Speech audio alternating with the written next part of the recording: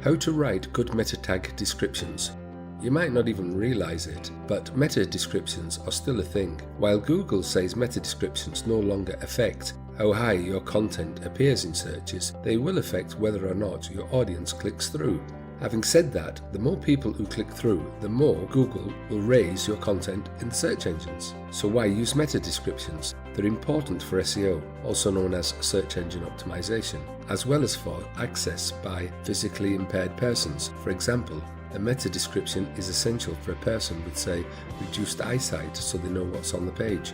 If your website shows on the search pages, the meta description is right under the URL, which is under the headline. This description is 2 lines long and very important for helping your audience know that they should click through to read. This is a huge opportunity for you to put something in there that makes people want to click through to your website. It can be beneficial to use descriptive language. The meta description tells the reader what the page in question is about. Use as much detail as you can so that the reader wants to click through to see your content. Never underestimate the power of a well thought out call to action, and this is why you should include a call to action whenever it is appropriate, be that on your website or in an email. Call to action will help your audience know that this is where they want to go by challenging them to do something. Ask them to read the article because of what's in it and tell them what they get out of it. When it comes to your audience, it is both okay and ethical to make them curious.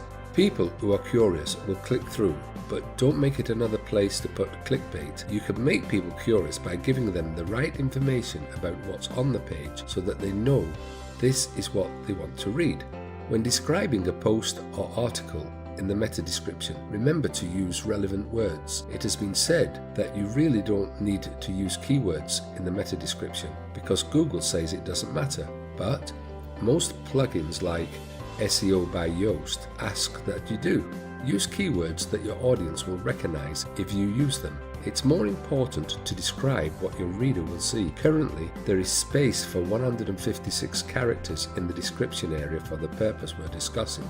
You want to make sure that your words aren't cut off in a way that detracts the user from wanting to click through. So, use the right number of characters. If you're not using meta descriptions yet, you want to start doing it. You're going to see an increase in click-throughs. Plus, your links that show up on search engines will look even better. If you use WordPress, use a good plugin like SEO by Yoast or a similar one. You can find these plugins from within the WordPress plugin facility.